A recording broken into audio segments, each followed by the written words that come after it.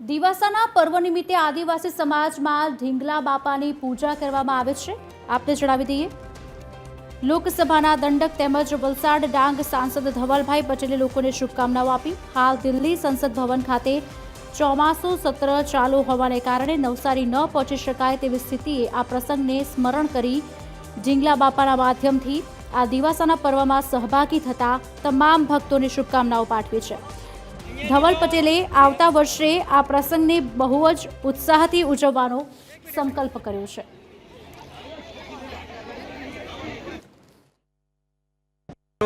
જય આદિવાસી, જય જોહાર। આજે આપણા આદિવાસીઓનો સૌથી મોટામાં મોટો તહેવાર દિવાસો છે। તો સૌથી પહેલા તો મારા પૂરા ભારતભરના અને ખાસ કરીને ગુજરાતના આદિવાસીઓને ખૂબ ખૂબ શુભકામના હું આપવા માંગુ છું।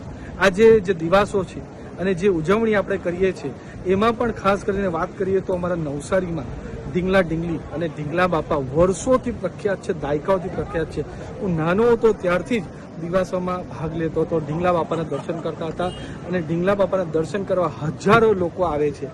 આજે લોકસભા ચાલુ હોવાથી મારે નવસારી ના આવાયું એના માટે હું દિલથી માફી માંગુ છું, પણ હું આશા કરું છું કે મારા બધા આદિવાસી ભાઈઓ બહેનો જે પૂરા વિસ્તારના દક્ષિણ ગુજરાતમાં આજે નવસારીમાં જમા થવાના છે એ બધાને હું શુભકામના આપું છું કે તમે હર્ષોલ્લાસ સાથે આજે આપણે દિવાસો અને ઢીંગલા બાપાની શોભાયાત્રા કાઢો અને આવતા વર્ષે હું તમને ખાતરી આપું છું કે આપણે બહુ બધી સારી રીતે બધા સાથે મળીને સારામાં સારો દિવસો ઉજવશું અને આપણે ઢીંગલા બાપાની સારામાં સારી પધરામણી કરશું। જય આદિવાસી, જય જોહાર।